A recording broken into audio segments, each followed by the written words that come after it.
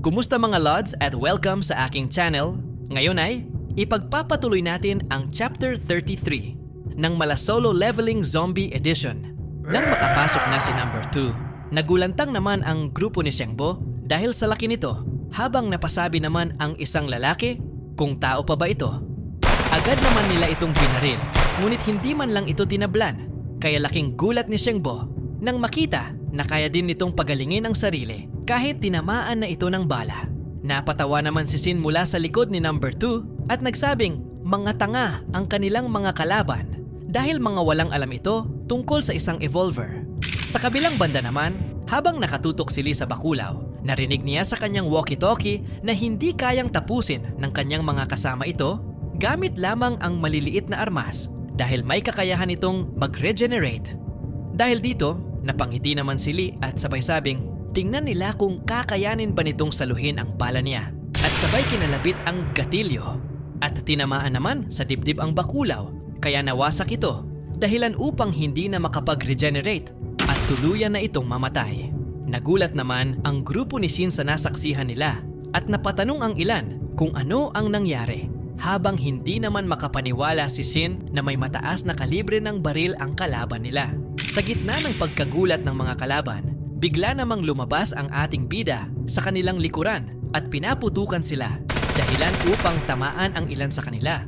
Laking gulat naman ni Sin nang malaman na napapalibutan na sila at napasabi siya na na-underestimate nila ang kalaban. Kaya agad siyang nagutos sa kanyang mga tauhan na umatras patungo sa kanilang sasakyan.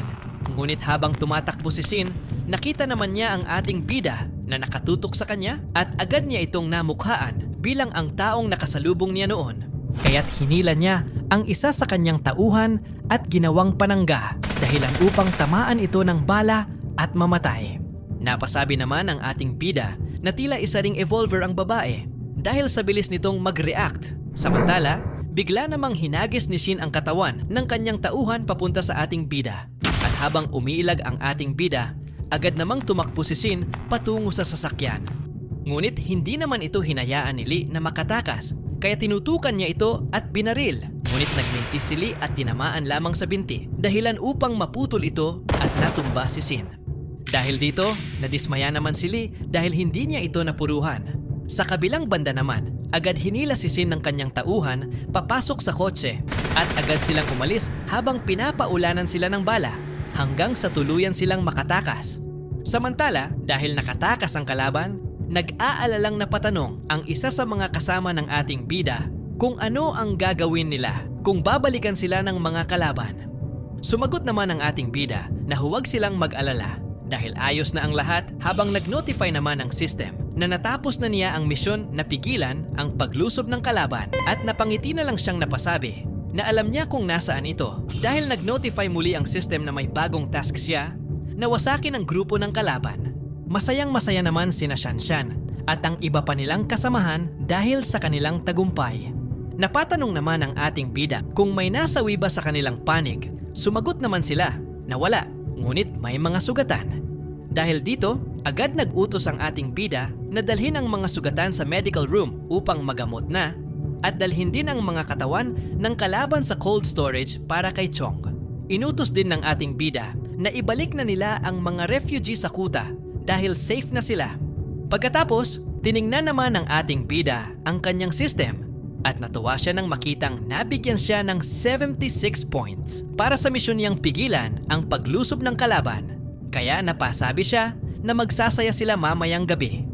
Samantala, nang makabalik na sina Sin at ang dalawa niyang natitirang tauhan sa kanilang kuta, agad silang sinalubong ni number 3 at tinanong kung ano ang nangyari.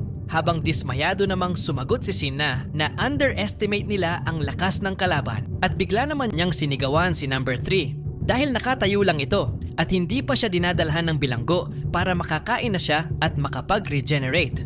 Ngunit napangiti lamang si number 3 at nanatiling tahimik kaya't lalong nagalit si Sin at minura niya ito at tinawag na walang kwenta dahil hindi pa rin ito kumikilos. Hindi naman nagpaawat si number 3 at minura rin niya si Shin. Sabay sabing ang kapal ng mukha nito dahil nakukuha pa nitong mag-astang siga kahit talunan ito sa laban. Dahil dito, Galit namang sumagot si Shin at sinabi na nagbabalak ba itong magrebelde sa kanya kaya agad niyang inutusan ang kanyang tauhan na itumba si number 3 ngunit walang imik ang mga ito. Ipinahiwatig naman ni number 3 na siya na ang mamumuno dahil siya na ngayon ang pinakamalakas dahil may injury si Shin at wala na si number 2. Sinabi rin niya na matagal nang punong-puno ang mga tauhan kay Shin dahil sa kanyang pamamalakad. Dahil dito, unti-unting lumapit ang mga tauhan kay Shin.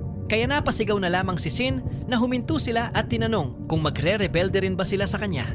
Ngunit patuloy pa rin ito sa paglapit, kaya napaatras na lang si Shin at napasabi sa sarili na hindi niya kayang labanan ang mga ito sa kanyang kasalukuyang kondisyon.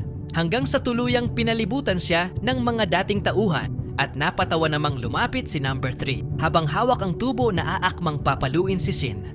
At dito natapos ang chapter 33. Please like, comment and subscribe kung gusto nyo pa ng chapter 34.